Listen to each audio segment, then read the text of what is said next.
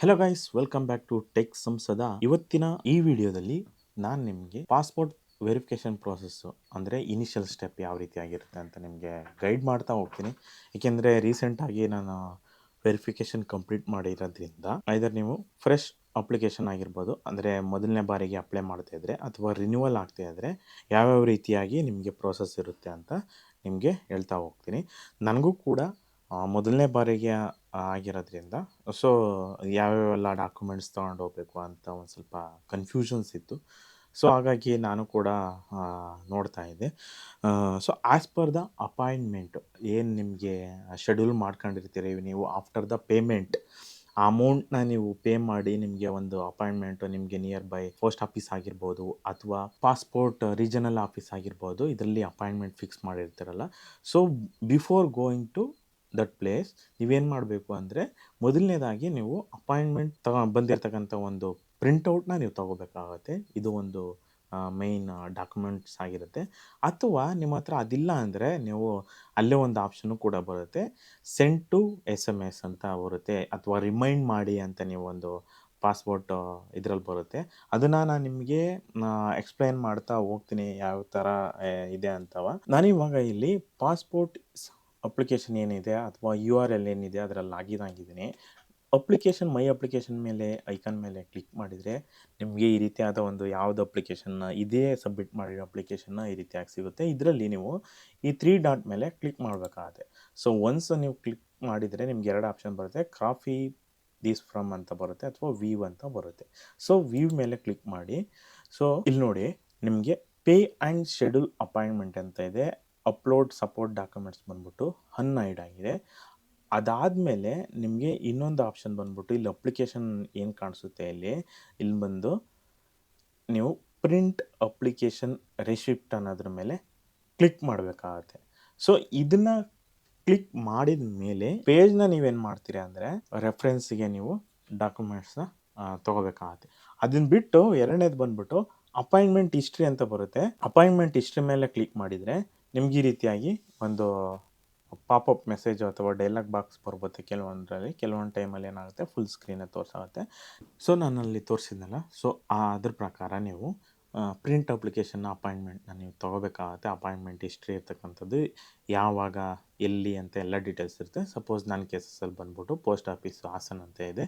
So timings ಮತ್ತು date ಎಲ್ಲನೂ ಕೂಡ ಕ್ಲಿಯರಾಗಿ ಮೆನ್ಷನ್ ಮಾಡಿರ್ತಾರೆ. ನೀವು ಪ್ರಿಂಟ್ ಬರುತ್ತಲ್ಲ, ಸೊ ಪ್ರಿಂಟ್ ಕಾಪಿನ ನಿಮಗೆ ಬ್ಯಾಚ್ ಅಂತ ಕೊಟ್ಟಿರ್ತಾರೆ ಮತ್ತು ಸೀಕ್ವೆನ್ಸ್ ಅಂತ ಕೊಟ್ಟಿರ್ತಾರೆ. ಅದು ಸಿಸ್ಟಮ್ ಅಸೈನ್ ಮಾಡುತ್ತೆ. ಸೊ ಬ್ಯಾಚ್ಗೆ ಮೇ ಬಿ 3-4 ಮೆಂಬರ್ಸು 5 ಮೆಂಬರ್ಸು ಅಂತ ಒಂದು 20 ಮಿನಿಟ್ಸ್ ಪರ್ ಪರ್ಸನ್ಗೆ ವೆರಿಫಿಕೇಷನ್ ಅಂತ ಇರುತ್ತಲ್ಲ. ಸೊ ಹಂಗಾಗಿ ಸಿಸ್ಟಮ್ ಅಸೈನ್ ಮಾಡುತ್ತೆ. ನನಗೆ ಬಂದು 12 ಬಂದ್ಬಿಟ್ಟು ಸೀಕ್ವೆನ್ಸ್ ಬಂದ್ಬಿಟ್ಟು 4 ಅಂತ ಇದೆ. ಟೈಮಿಂಗ್ಸ್ ಬಂದ್ಬಿಟ್ಟು 12 ಗಂಟೆ 15 ನಿಮಿಷಕ್ಕೆ ಹೋಗಿ 12:30 ಒಳಗಡೆ ನಿಮಗೆ ಕ್ಲೋಸ್ ಆಗುತ್ತೆ ಅಂತ ಇತ್ತು. ಸೊ ನಾನೇನು ಮಾಡಿದೆ, ಈ ಡಾಕ್ಯುಮೆಂಟ್ಸ್ ಎಲ್ಲ ತೊಗೊಂಡೆ. ಇದ್ರ ಜೊತೆಗೆ ಆ ಪ್ರಿಂಟ್ ಅಪಾಯಿಂಟ್ಮೆಂಟ್ ಲೆಟರ್ ಏನಿದೆ ಅದರಲ್ಲೇ ಕೂಡ ನೀವು ಏನು ಡಾಕ್ಯುಮೆಂಟ್ಸ್ನ ನೀವು ವೆರಿಫೈ ಮಾಡಬೇಕು ಅನ್ನೋದನ್ನು ಕ್ಲಿಯರಾಗಿ ಮೆನ್ಷನ್ ಮಾಡಿದ್ರು. ನನ್ನ ಕೇಸಲ್ಲಿ ಬಂದು ನಾನು SSC ಮಾಸ್ ಕಾರ್ಡು ಮತ್ತು ಆಧಾರ್ ಕಾರ್ಡ್ನ ತಗೊಂಡೋಗಿದ್ದೆ. SSC ಮಾಸ್ ಕಾರ್ಡ್ ಬಂದ್ಬಿಟ್ಟು ನಿಮಗೆ ಡೇಟ್ ಆಫ್ ಬರ್ತ್ ರೆಫರೆನ್ಸ್ಗೋಸ್ಕರ, ಅಂದರೆ ವೆರಿಫೈ ಮಾಡೋದಕ್ಕೋಸ್ಕರ. ಆಧಾರ್ ಕಾರ್ಡ್ ಬಂದ್ಬಿಟ್ಟು ನಿಮಗೆ ಅಡ್ರೆಸ್ ವೆರಿಫಿಕೇಷನ್ ಮಾಡೋದಕ್ಕೋಸ್ಕರ. ನಿಮಗೆ ಇವೆರಡರಲ್ಲೂ ಕೂಡ ಡಾಕ್ಯುಮೆಂಟ್ಸಲ್ಲಿ ನಿಮಗೆ ಸೇಮ್ ನೇಮ್ ಇರಬೇಕು. ಎಕ್ಸಾಂಪಲ್, ಆಧಾರ್ ಕಾರ್ಡಲ್ಲೂ ನಿಮಗೆ XYZ ಐತೆ ಅಂದರೆ ಮಾಸ್ ಕಾರ್ಡಲ್ಲೂ ಕೂಡ XYZ ಅಂತ ಇರಬೇಕು. ನೀವು ಆಧಾರ್ ಕಾರ್ಡ್ ನೇಮ್ನ ಇಮ್ಮಿಡಿಯೇಟಾಗಿ ಚೇಂಜಸ್ ಮಾಡ್ಕೋಬೋದು, ಬಟ್ SSC ಮಾಸ್ ಕಾರ್ಡ್ನ ಇಮ್ಮಿಡಿಯೇಟಾಗಿ ಚೇಂಜ್ ಮಾಡೋಕ್ಕಾಗಲ್ಲ. ಅದಕ್ಕೆ ಆದಂಥ ಪ್ರೊಸೆಸರ್ಗಳಿದ್ದಾವೆ, ಅದಕ್ಕೆ ಆದಂಥ ಒಂದು ದಿನಗಳನ್ನ ನಾವು ಕಾಯಬೇಕಾಗುತ್ತೆ. ನೀವು ಮೈಂಡಲ್ಲಿ ಇಟ್ಕೊಂಡು ನೀವು ಅಪ್ಲೈ ಮಾಡಬೇಕಾದ್ರೆ ನೀವು ಚೂಸ್ ಮಾಡ್ಕೋಬೇಕಾಗತ್ತೆ. ಕೆಲವೊಂದು ಪೋಸ್ಟ್ ಆಫೀಸ್ಗಳಲ್ಲಿ ರೆಸ್ಪಾನ್ಸ್ ಬಂದು ತುಂಬಾ ಚೆನ್ನಾಗಿರುತ್ತೆ. ಅದರಲ್ಲಿ ನಮ್ಮ ಹಾಸನ ಒಂದು ಅಂತ ಹೇಳ್ಬೋದು. ಏಕೆಂದರೆ ನಾನು ವಿಸಿಟ್ ಮಾಡಿದಾಗ ನನಗೆ ತುಂಬಾ ಭಯ ಆಗ್ತಾಯಿತ್ತು. ಏನು ಸಣ್ಣ ಡಾಕ್ಯುಮೆಂಟ್ಸ್ ಏನಾರು ಮಿಸ್ ಆಗಿತ್ತು ಅಂದ್ರೂ ಕೂಡ ರಿಜೆಕ್ಟ್ ಮಾಡ್ತಾರೆ ಅನ್ನೋ ಒಂದು ಮೈಂಡ್ಸೆಟ್ಟು, ಅಥವಾ ಆಗುತ್ತೋ ಇಲ್ಲ ಮತ್ತೆ ಏನು ಸ್ಟ್ರಿಕ್ಟ್ ಮಾಡ್ತಾರೋ ಅನ್ನೋ ಒಂದು ಇದಿತ್ತು. ಹಂಗಾಗಿ ನಾನು ಏನು ಮಾಡ್ಕೊಂಡೆ ಅಂದರೆ ಒಂದು ಸೆಟ್ ಆಫ್ ಅಪ್ಲಿಕೇಶನ್ನ ನಾನು ಏನು ಅಪ್ಲೈ ಮಾಡಿದ್ದೆ ಅದರಲ್ಲಿ ಡೀಟೇಲ್ಸ್ ಇರ್ತಕ್ಕಂಥದ್ದು 2 ಸೆಟ್ ತಗೊಂಡೆ, 2 ಕಾಪಿ ತಗೊಂಡೆ. ಅದೇ ಥರ ಅಪಾಯಿಂಟ್ಮೆಂಟ್ ಲೆಟ್ರ್ ಏನಿದೆ ಅಂದರೆ ಅಪಾಯಿಂಟ್ಮೆಂಟ್ ಲೆಟ್ರ್ ಏನಿದೆ ಅದನ್ನು ಕೂಡ 2 ಕಾಪಿ, ಮತ್ತು 2 SSC marks card xerox, 2 Aadhaar card xerox ತೊಗೊಂಡಿದ್ದೆ. ನಾನು ಮಾಡಿದ ಮಿಸ್ಟೇಕ್ಗಳು ಏನು ಅಂದರೆ, ನಾನು ಅಲ್ಲಿಗೆ ವಿಸಿಟ್ ಮಾಡಿದೆ. ನಾನು ಥಿಂಕ್ ಮಾಡಿದೆ ಅಂದರೆ ನನ್ನ ಸ್ಲಾಟ್ ಬಂದ್ಬಿಟ್ಟು 12 ಗಂಟೆ 15 ನಿಮಿಷ. ನಾನು 12:15ಗೆ ರಿಪೋರ್ಟ್ ಮಾಡ್ಕೊಂಡ್ರೆ 12:30ಕ್ಕೆ ಮುಗಿಯುತ್ತೆ ಅಂದ್ಕೊಂಡಿದ್ದೆ. ಆದರೆ ಏನಾಗಿತ್ತು ಅಂದರೆ, ನೀವು ಬೇಗನೆ ಕೂಡ ಹೋಗ್ಬೋದು. ಅಲ್ಲಿ ಏನು ಮಾಡ್ತಾರೆ ಅಂದರೆ, ನಿಮಗೆ ಸೀಕ್ವೆನ್ಸ್ ಪ್ರಕಾರನೇ, ಬ್ಯಾಚ್ ಪ್ರಕಾರನೇ, ನಿಮ್ಮ ಅಪಾಯಿಂಟ್ಮೆಂಟ್ ಟೈಮಿಂಗ್ಸ್ ಪ್ರಕಾರನೇ ನಿಮಗೆ ಮಾಡ್ತಾರೆ ಅಂತ ಏನಿಲ್ಲ. ಏನು ಮಾಡ್ತಾರೆ ಅಂದರೆ, ಫಸ್ಟ್ ಕಮ್ಮು ಫಸ್ಟ್ ಸರ್ವ್, ಯಾರು ಮೊದಲು ಬರ್ತಾರೆ ಅವರಿಗೆ ವೆರಿಫೈ ಮಾಡಿಬಿಟ್ಟು ಕಳಿಸ್ತಾರೆ. ಹಾಗಾಗಿ ನೀವು ಆಲ್ವೇಸು ನಿಮಗೇನಾದರೂ ಬೇಗನೆ ಹೋಗಬೇಕು, ಬೇಗನೆ ಏನಾದರೂ ಕೆಲಸ ಮಾಡಬೇಕು, ಬೇರೆ ಕೆಲಸಕ್ಕೆ ಹೋಗಬೇಕು ಅಂದರೆ ನೀವು ಬೇಗನೆ ರೀಚ್ ಆಗಿ ಬೇಗನೆ ವೆರಿಫಿಕೇಷನ್ ಮಾಡಿಕೊಂಡು ಹೋಗ್ಬೋದು. ಅಲ್ಲಿ ನನ್ನ ಎಕ್ಸ್ಪೀರಿಯೆನ್ಸ್ ಯಾವ ರೀತಿಯಪ್ಪ ಇತ್ತು ಅಂದರೆ, ನಾನು ಹೋಗಾದ್ಮೇಲೆ ಇನಿಷಿಯಲಿ ಒಬ್ಬರು ರಿಸೆಪ್ಷನಿಸ್ಟ್ ಇದ್ದರು. ಅವ್ರು ಬಂದ್ಬಿಟ್ಟು ನನ್ನ ಡಾಕ್ಯುಮೆಂಟ್ಸ್ನ ವೆರಿಫೈ ಮಾಡಿದ್ದು, ಎಲ್ಲನೂ ನೋಡಿದರು. ನೇಮ್ ಎಲ್ಲ ಕರೆಕ್ಟಾಗಿತ್ತು, ಓಕೆ. ನಂದು ಆಧಾರ್ ಕಾರ್ಡ್ ಬಂದ್ಬಿಟ್ಟು ನಾನೇನು ಮಾಡಿದ್ದೆ ಅಂದರೆ, ಡೌನ್ಲೋಡ್ ಮಾಡಿ ಡೈರೆಕ್ಟಾಗಿ ಪ್ರಿಂಟ್ ಕೊಟ್ಟಿದ್ದೆ. ಸೊ ಅದೇನಾಗಿತ್ತು ಅಂದರೆ, ಆಧಾರ್ ಕಾರ್ಡ್ ಮೇಲೆ ಒಂದು ರೈಟ್ ಮಾರ್ಕ್ ಬರುತ್ತೆ, ಒಂದು ಕ್ವೆಶ್ಚನ್ ಮಾರ್ಕ್ ಬರುತ್ತೆ. ಸೊ ನೀವು ನೋಡ್ಬೋದು, ಈ ರೀತಿಯಾದ ಒಂದು ಕ್ವೆಶ್ಚನ್ ಮಾರ್ಕು ಮತ್ತು ರೈಟ್ ಮಾರ್ಕ್ ಬರುತ್ತೆ. ನೀವು ಡಿಜಿಟಲಿ ಸೈನ್ಡ್ ಅಂತ ಆಗಿರಬೇಕು, ಅಂದರೆ ರೈಟ್ ಮಾರ್ಕ್ ಇರಬೇಕು. ಆವಾಗಲೇ ಅವರು ಅಕ್ಸೆಪ್ಟ್ ಮಾಡೋದು, ಅಲ್ಲಿವರೆಗೂ ಮಾಡೋದಿಲ್ಲ. ಸೊ ಅವ್ರೇನು ಮಾಡಿದರು ಅಂದರೆ, ನನಗೆ ಗೈಡ್ ಮಾಡಿದರು, ನೀವು ಮತ್ತೆ ಸೈಬರ್ ಹತ್ರ ಹೋಗಿ ನೀವು ಚೇಂಜಸ್ ಮಾಡಿಸ್ಕೊಬನ್ನಿ ಅಂತ ಅಂದರು. ನಾನು ಅವ್ರ ಹತ್ರ ಮಾತಾಡಿದೆ, ಯಾಕೆ ನೀವು ಇದನ್ನು ಕೇಳ್ತಾಯಿದ್ರೆ, ಇದು ನಾನು ಆನ್ಲೈನಲ್ಲೇ ಪ್ರಿಂಟ್ ತಗೊಂಡಿರೋ ಅಂದರೆ, ಇಲ್ಲ ನೀವು ಹೋಗಿ ಅಂತ ಹೇಳಿದ್ರು. ನಾನು ಒಂದು ಸ್ವಲ್ಪ ಅಂದರೆ ನನಗೆ ತಾಳ್ಮೆನೇ ಹೋಗ್ಬಿಟ್ಟಿತ್ತು. ಬಟ್ ಅವ್ರು ನನಗೆ ಗೈಡ್ ಮಾಡಿದರು, ಈ ರೀತಿಯಾಗಿ ಹೋಗಿ ಮಾಡಿಸಿ ಅಂತ. ಅಲ್ಲಿ ಸೈಬರ್ ಹತ್ರ ಹೋಗಿ ಇದು ಮಾಡೋದ್ರಿಂದ ನಾವು ಎಷ್ಟೊಂದು ಮಾಡಿಕೊಟ್ರು. ನನಗೆ ಇದು ಇಷ್ಟು ಚಿಕ್ಕದಲ್ವಾ ಅಂತ ಅನ್ನಿಸ್ತು. ಏಕೆಂದರೆ ಅದು ಜಸ್ಟು ಅಡೋಬೆ ನೀವು ಓಪನ್ ಮಾಡಿದ್ಮೇಲೆ ಆ ಫೈಲ್ನ ಡೌನ್ಲೋಡ್ ಮಾಡಿ ನಿಮ್ಮ ಪಾಸ್ವರ್ಡ್ನ ಎಂಟ್ರಿ ಮಾಡ್ತಿರಲ್ಲ ಆಧಾರ್ ಕಾರ್ಡ್ದು, ಅದು ಓಪನ್ ಮಾಡಿ ಅಲ್ಲಿ ರೈಟ್ ಸೈಡು 3 ಡಾಟಲ್ಲಿ ವೆರಿಫೈಡ್ ದಿಸ್ ಡಾಕ್ಯುಮೆಂಟ್ ಅಂತ ಇರುತ್ತೆ. ಅದು ಆಪ್ಷನ್ ಮೇಲೆ ಮಾತ್ರ ಕ್ಲಿಕ್ ಮಾಡಬೇಕು. ಬಟ್ ನಾನು ಮಾಡಿರಲಿಲ್ಲ. ಸೊ ಅದೊಂದು ಮತ್ತೆ ಅಗೇನ್ ನನಗೆ ಒಂದು 30 ಮಿನಿಟ್ಸು ಎಕ್ಸ್ಟ್ರಾ ಟೈಮ್ ತಗೋತು. ಅವ್ರು ವೆರಿಫೈ ಮಾಡಿ ಕೂರಿಸಿದ್ರು. ದೆನ್ ನನ್ನ ಟೈಮ್ ಬಂದಾದಮೇಲೆ ನಾನು 12:20ಕ್ಕೆ ಒಳಗಡೆ ಹೋದೆ. ನಮ್ಮ ಪೋಸ್ಟ್ ಆಫೀಸಲ್ಲಿ ಅಂದರೆ ನಮ್ಮ ಹಾಸನ್ ಪಾಪೆಸ್ಗೆ ಏನಿದೆ ಅಲ್ಲಿ ಇಬ್ಬರು ಇದ್ದರು.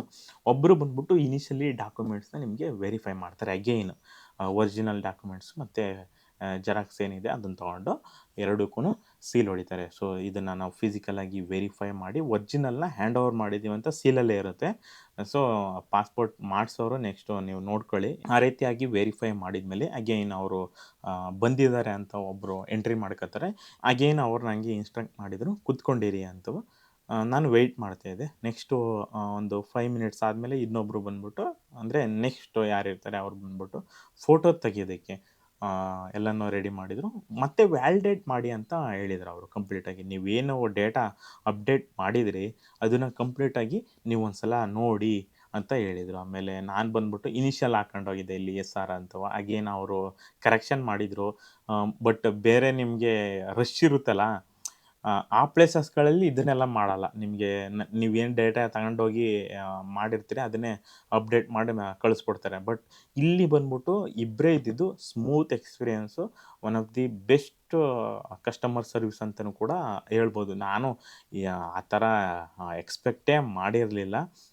ಅಷ್ಟೊಂದು ನೀಟಾಗಿ ನನಗೆ ಗೈಡ್ ಮಾಡಿ, ಮತ್ತು ಅವರು ಪೇಷನ್ಸಿಂದ ಮಲ್ಟಿಪಲ್ ಟೈಮ್ಸ್ ನೀವು ವೆರಿಫೈ ಮಾಡಿ, ಇನ್ಷಿಯಲು ಮತ್ತು ಲೆಟರ್ಸು ಯಾವ್ದು ಕರೆಕ್ಟಾಗಿದೆ ಎಲ್ಲನೂ ಚೆಕ್ ಮಾಡಿದರು. ಅಡ್ರೆಸ್ ವೆರಿಫಿಕೇಷನು, ಪಿನ್ ಕೋಡ್ ಪ್ರತಿಯೊಂದೂ ಅವರು ನನಗೆ ಡ್ಯುಯಲ್ ಸ್ಕ್ರೀನ್ ಇರುತ್ತೆ, ಅಂದರೆ ಅವ್ರಿಗೊಂದು ಸ್ಕ್ರೀನು ಮತ್ತು ನಮ್ಮ ಸೈಡ್ಗೊಂದು ಸ್ಕ್ರೀನು, ಕಸ್ಟಮರ್ ಕಡೆ ಅಂತ ಕೂತ್ಕೊಳ್ಳೋ ಅಂಥದ್ದು.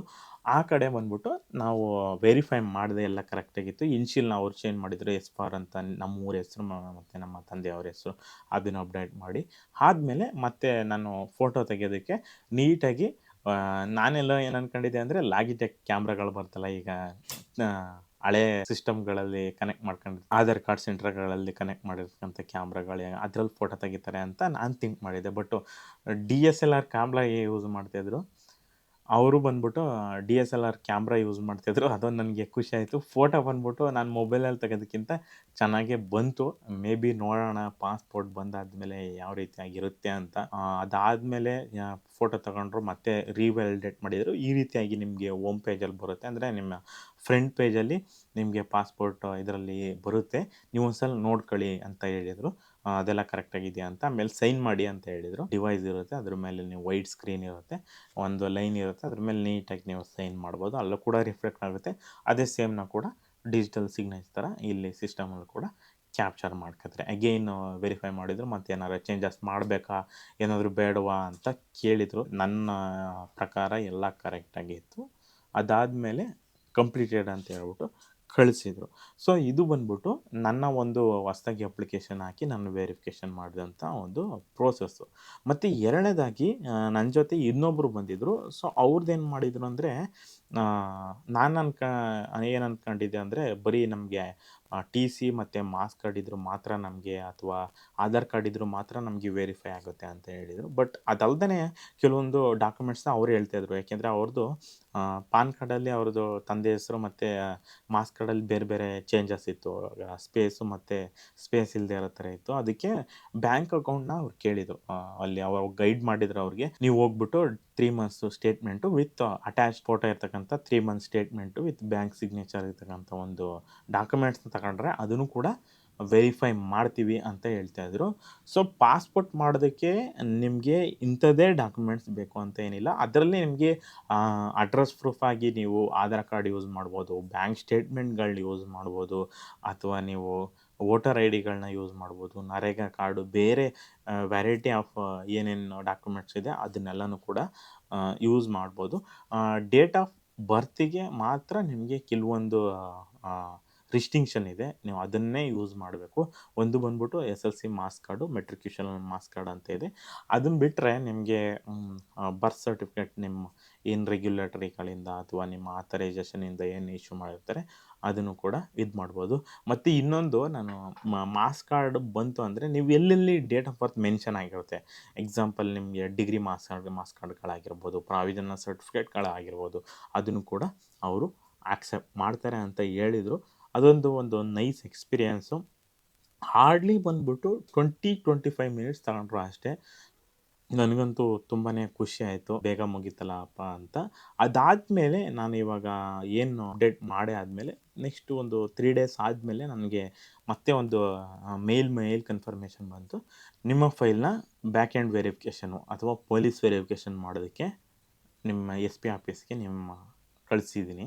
21 ದಿನಗಳ ಒಳಗಡೆ ನೀವೇನಾದರೂ ಯಾರೂ ನಿಮ್ಮನ್ನು ಕಾಂಟ್ಯಾಕ್ಟ್ ಮಾಡಿಲ್ಲ ಅಂದರೆ ನೀವು ನಿಮ್ಮ ಹತ್ತಿರದ ಪೊಲೀಸ್ ಸ್ಟೇಷನ್ ನೀವು ಯಾವ ಸೆಲೆಕ್ಟ್ ಮಾಡಿರ್ತೀರಿ ಅದಕ್ಕೆ ಅದರ ಡೀಟೇಲ್ಸು ಮತ್ತು ಕೊಟ್ಬಿಟ್ಟು ಅವ್ರನ್ನ ಕಾಂಟ್ಯಾಕ್ಟ್ ಮಾಡ್ಬೋದು ಅಂತ ಒಂದು ನೋಟಿಫಿಕೇಷನ್ ಇರ್ತಕ್ಕಂಥ ಒಂದು ಇಮೇಲ್ ನನಗೆ ಬಂತು. ಸೊ ನೋಡೋಣ, 21 ದಿವಸ ಕಾಯೋಣ, ಅಥವಾ ನಾನೇನಾದ್ರು ಫ್ರೀ ಆಗಿದ್ದರೆ ಅಥವಾ ನಮ್ಮ ಹತ್ತಿರದ ಪೊಲೀಸ್ ಸ್ಟೇಷನ್ ಹತ್ರ ಹೋದರೆ ಅಲ್ಲಿ ಹೋಗಿ ಯಾವ ರೀತಿಯಾಗಿ ಎಕ್ಸ್ಪೀರಿಯೆನ್ಸ್ ಇರುತ್ತೆ ಅಂತ ಮುಂದಿನ ದಿನಗಳಲ್ಲಿ ಶೇರ್ ಮಾಡ್ತೀನಿ.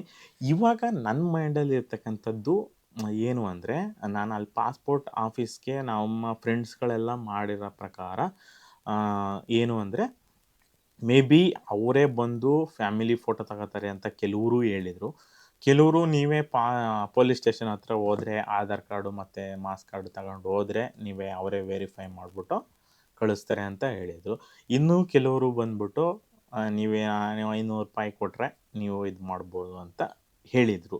ಸೊ ಯಾವುದು ಸತ್ಯ ಯಾವುದು ಮಿಥ್ಯ ಅಂತ ನನಗೆ ಇನ್ನೂ ಐಡಿಯಾ ಇಲ್ಲ. ಯಾಕೆಂದರೆ ಏನೇ ಇದ್ರೂ ನಾವು ಎಕ್ಸ್ಪೀರಿಯೆನ್ಸ್ ಮಾಡಿದ್ರೇ ನಮಗೆ ಗೊತ್ತಾಗೋದು. ಸೊ ಈ ಥರ ನಡೀತಾ ಇದೆ, ಈ ಥರ ಆಗುತ್ತೆ ಅಂತ. ಹಂಗಾಗಿ ನಾನು ನೆಕ್ಸ್ಟ್ ಪ್ರೋಸೆಸ್ ಯಾವ ರೀತಿಯಾಗಿರುತ್ತೆ ಅನ್ನೋ ಒಂದು ಕಾತುರತೆಯಿಂದ ಕಾಯ್ತಾ ಇದ್ದೀನಿ. ನನಗೂ ಕೂಡ ಒಂದು ನಿರೀಕ್ಷೆ ಇದೆ, ಯಾವ ರೀತಿ ಆಗ್ಬೋದಪ್ಪ ಅಂತ. ನೋಡೋಣ. ನೀವು ಏನಾದರೂ ಮತ್ತೆ ಇದೇ ಥರ ರಿನ್ಯೂವಲ್ ಮಾಡಿಸ್ಬೇಕು, ಬೇರೆ ಇದು ಮಾಡಬೇಕು ಅಂದರೆ ಬೆಸ್ಟ್ ಆಪ್ಷನ್ ನೀವು ಪೋಸ್ಟ್ ಆಫೀಸ್ಗಳನ್ನೇ ಚೂಸ್ ಮಾಡಿ ಅಂತ ನಾನು ಹೇಳ್ತೀನಿ ನಿಮಗೆ. ಯಾಕೆಂದರೆ ಅಲ್ಲಿ ಕ್ರೌಡ್ ಬಂದ್ಬಿಟ್ಟು ತುಂಬಾ ಕಮ್ಮಿ ಇರುತ್ತೆ.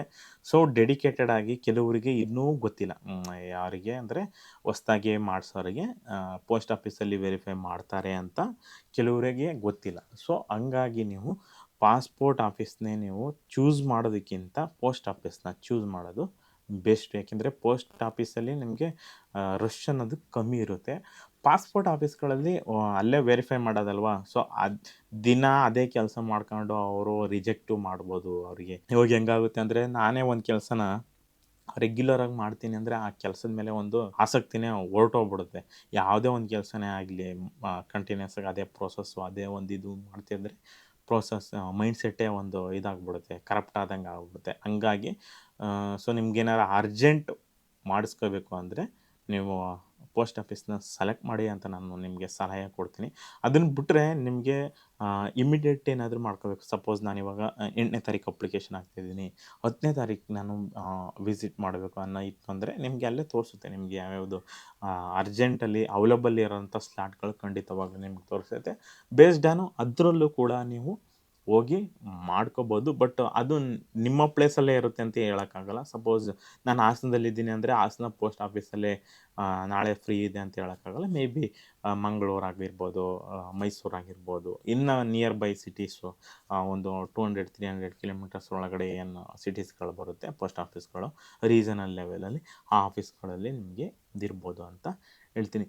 ಸ್ನೇಹಿತರೆ, ಈ ವಿಡಿಯೋ ನಿಮಗೆ ಉಪಯುಕ್ತ ಅಥವಾ ನಿಮಗೆ ಒಂದು ಒಳ್ಳೆಯ ವಿಷಯ ಅಂತ ಅಂದರೆ ಈ ವಿಡಿಯೋನ ನಿಮ್ಮ ಸ್ನೇಹಿತರಿಗೆ, ನಿಮ್ಮ ಫ್ರೆಂಡ್ಸ್ಗೆ, ನಿಮ್ಮ ಕುಟುಂಬಸ್ಥರಿಗೆ ಶೇರ್ ಮಾಡಿ. ಇದೇ ಥರ ಹೊಸ ವಿಡಿಯೋಗಳಿಗಾಗಿ ನನ್ನ ಚಾನಲ್ಗೆ ಸಬ್ಸ್ಕ್ರೈಬ್ ಮಾಡಿ, ಬೆಲ್ ಐಕನನ್ನು ಒತ್ತಿ. ನಿಮ್ಮೆಲ್ಲರಿಗೂ ಧನ್ಯವಾದ ಹೇಳ್ತಾ ಮುಂದಿನ ವಿಡಿಯೋದಲ್ಲಿ ಸಿಗೋಣ. Good bye.